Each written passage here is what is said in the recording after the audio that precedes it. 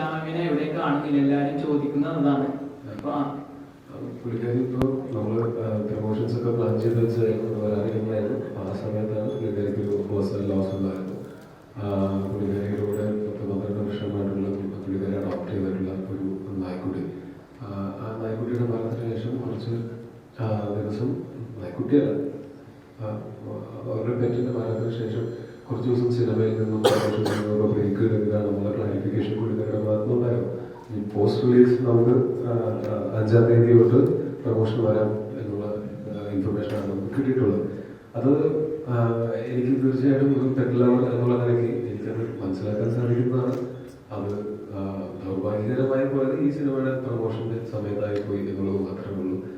അതല്ലാതെ നോക്കുന്ന സമയത്ത് അത് അനുഭവിച്ചിട്ടുള്ളവർക്ക് അറിയാം, വർഷങ്ങളോട് കൂടെ ഉണ്ടായിരുന്ന ഒരു പെറ്റ് ഇല്ലാതാവുമ്പോഴൊരു വിഷമം.